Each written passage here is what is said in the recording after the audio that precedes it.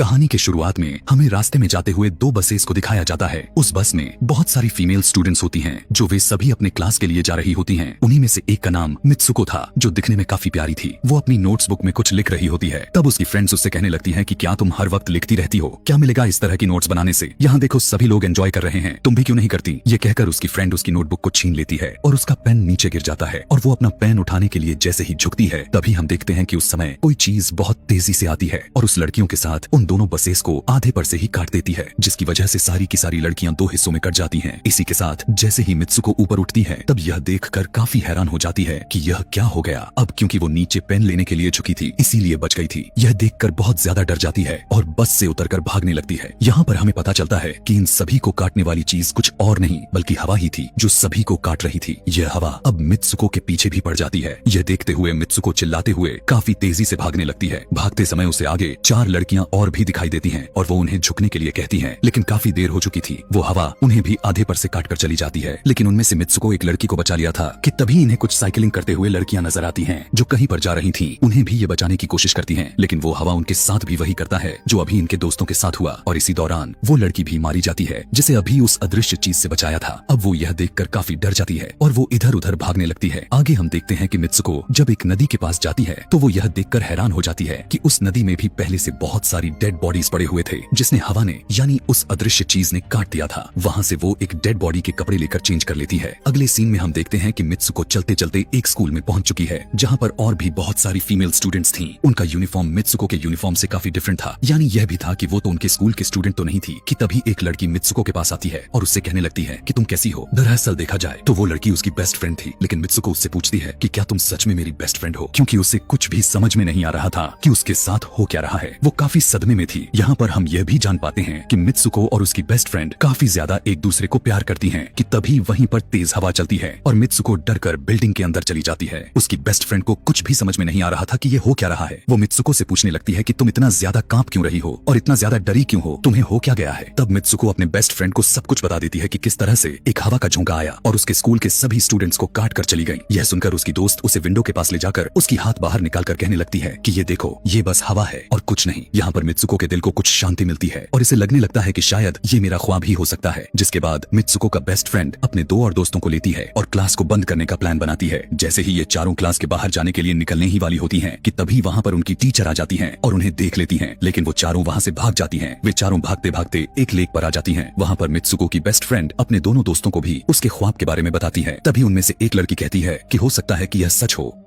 जैसे mirror world होती है जहाँ पर इस दुनिया से ऑपोजिट यानी उल्टा होता है। यह कहकर वो तालाब में एक पत्थर फेंक कर कहने लगती है कि देखो, यहाँ पर मैंने तो पत्थर फेंका है, लेकिन हो सकता है कि दूसरी दुनिया में मैंने ऐसा ना किया हो। कि तभी अचानक से उस तालाब में से एक क्रोकोडाइल निकल कर आता है, उसमें से एक लड़की को खा जाता है। फिर वो लड़की कहने लगती है कि देखो, मैंने कहा था ना, जो इस दुनिया में होता है वो उस दुनिया में बिल्कुल भी नहीं होता, और जो उस दुनिया में हो रहा है वो इस दुनिया में नहीं हो सकता। तो इसको भी उसी दुनिया में मगरमच्छ ने खाया है। और यहाँ पर ये देखो, ये तो बिल्कुल सेफ है। उसी लेक के पास एक बिस्तर यानी एक बेड नजर आता है। ये चारों उस बेड से तकिए को उठाकर खेलने लगती हैं कि तभी हम देखते हैं दूर से दो लड़कियां इन्हें देख रही थीं। उन दोनों लड़कियों में से एक ब्राइडल बनी हुई थी, क्योंकि ये दोनों लड़कियां आपस में एक दूसरे से शादी कर ली थीं। जिसके बाद उनमें से एक फ्रेंड बताती है कि हमें कुछ ऐसा करना होगा जो उस दुनिया में इम्पॉसिबल हो, क्योंकि हमारी किस्मत तो पहले से लिखी जा चुकी है, लेकिन हम इसे बदल भी सकते हैं। जिसके बाद ये सभी लड़कियां अपने स्कूल में वापस आती हैं और नेक्स्ट लेक्चर लेने के लिए क्लास में चली जाती हैं कि तभी मित्सुको देखती है उसके पास एक तकिया पड़ा हुआ है। अब जैसे ही वो इस तकिए को उठाने के लिए नीचे झुकती है कि तभी उसकी टीचर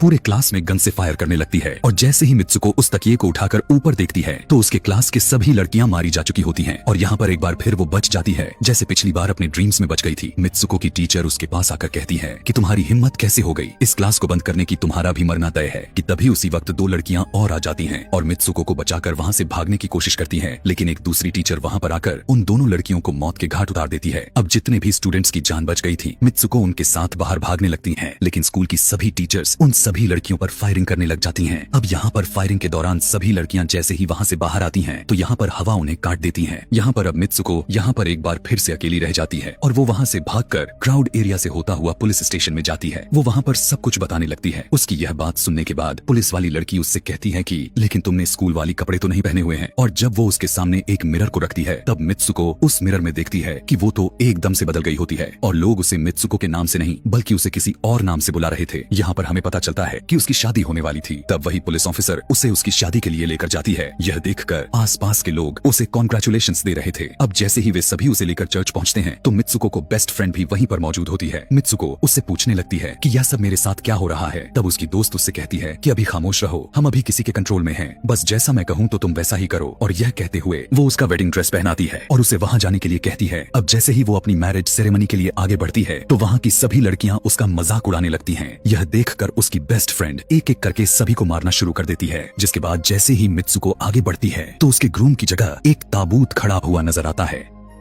उस ताबूत को खोले जाने पर एक बड़ा पिग बाहर निकल कर आता है। मित्सुको उसे देखकर काफी ज्यादा डरने लगती है और एक टूटी हुई बोतल से उस पर अटैक कर देती है। जिसके बाद मित्सुको और उसकी बेस्ट फ्रेंड चर्च से भागते हुए बाहर आ जाती हैं। यहाँ गेट पर भी दो लड़कियां इन्हें रोकने की कोशिश करती हैं, लेकिन मित्सुको की बेस्ट फ्रेंड इन्हें मारकर वहाँ से भाग जाते हैं। उधर मित्सुको दूसरी तरफ भाग रही थी क्योंकि अब उसे लगने लगा था कि उसके साथ कुछ ज्यादा ही गलत हो रहा है। आगे जाने पर एक और मिरर में खुद को देखती है तो वो एक बार फिर से खुद को बदला हुआ पाती है। अब जिस जगह पर मित्सुको थी वहीं पर रेस हो रही थी कि तभी उसके पास कुछ लड़कियां आकर उससे कहने लगती हैं कि तुम तो बहुत अच्छी रेसर हो, खड़ी क्यों हो, भाग क्यों नहीं रही। और जब वो भागना स्टार्ट करती है तब वो खुद में काफी एनर्जी फील करने लगती है। जिसके बाद मित्सुको रेस जीतने की पूरी कोशिश करने लगती है। भागते समय उसे अपने डेड फ्रेंड्स भी नजर आती हैं जो कुछ वक्त पहले उसके स्कूल में मारी जा चुकी थी। कि तभी उसी वक्त उसकी बेस्ट फ्रेंड भी आ जाती है। तभी ये दोनों नोटिस करती हैं कि वही पिग और वो औरतें जिन्होंने इनको चर्च में रोक रही थी वो सभी इन्हीं की तरफ आ रही थी। भागते समय कुछ लड़कियां मित्सुको से कहने लगती हैं कि इस दुनिया से बाहर चली जाओ। इसके बाद हम आगे देखते हैं कि मित्सुको भागते भागते एक सुनसान अंधेरी जगह पर आ जाती है। वहीं पर कुछ स्टूडेंट्स नजर आती हैं जिन्होंने यूनिफॉर्म पहना हुआ था। वो सभी लड़कियां मित्सुको से कहने लगती हैं कि हम सभी मरे हुए हैं और तुम्हें भी मार देंगे। लेकिन तभी मित्सुको की बेस्ट फ्रेंड वहां पर आकर उस लड़की को मारकर वहां से मित्सुको को भगा ले जाती है। मित्सुको की बेस्ट फ्रेंड उसे अपना नाम जोर जोर से पुकारने के लिए कहती है, जिस पर मित्सुको अपना नाम जोर जोर से लेने लगती है। इसी के साथ मित्सुको अपना असली रूप में वापस आ जाती है। उसकी बेस्ट फ्रेंड उसे अपना हाथ दिखाते हुए कहती है कि प्लीज मेरे हाथ में जो वायर लगी हुई है उसे बाहर खींच दो ताकि मैं इस दुनिया से बाहर जा सकूं। लेकिन मित्सुको को डर भी था कि कहीं यह वायर खींचने से उसकी जान न चली जाए। और क्योंकि मित्सुको अपने बेस्ट फ्रेंड को काफी ज्यादा प्यार करती थी इसलिए वो ऐसा नहीं करना चाहती थी। लेकिन ज्यादा उसे फोर्स करने पर वो उसकी वायर्स खींच देती है। वायर खींचते ही उसकी बेस्ट फ्रेंड की बॉडी दो हिस्सों में बट जाती है और तभी उसी वक्त उसे एक गेट नजर आती है। उस दरवाजे से बाहर आने पर वो देखती है कि अब वो आदमियों की दुनिया में आ चुकी है। वहीं पर उसके पोस्टर्स भी लगे हुए थे जिस पोस्टर को कुछ लड़के देख रहे थे। तभी एक लड़का मित्सुको के पास आकर कहता है कि तुम फ्यूचर में हो। इस बात को सुनते ही वो बेहोश हो जाती है। कुछ टाइम के बाद जब उसे होश आता है तब वो आगे बढ़ती है। तब वो देखती है कि एक बूढ़ा आदमी गेम खेल रहा होता है और उसी गेम में मित्सुको वही कैरेक्टर नजर आती है जो अभी बनी हुई है। मित्सुको को देखते ही बूढ़ा आदमी कहने लगता है कि मैंने ही इस गेम को बनाया है और मैं ही हूँ जो तुम लोगों को कंट्रोल कर रहा हूँ। तुम तो बहुत पहले मारी जा चुकी थी लेकिन मैंने तुम्हारा डीएनए लेकर तुम्हें फिर से बनाया। मित्सुको को जब यह बात सुनकर उसे पता चल जाता है कि यह एक गेम है तो उसे लगता है कि शायद मैं अभी भी अपने दुनिया में जा सकती हूँ। कि तभी उसी समय एक आदमी आता है और मित्सुको को अपने पास बुलाने लगता है। तब वो बूढ़ा आदमी मित्सुको से उसकी आखिरी लेवल को कंप्लीट करने के लिए कहता है। वो आगे बढ़ने लगती है कि तभी मित्सुको को अपने दोस्त की कही हुई बात याद आ जाती है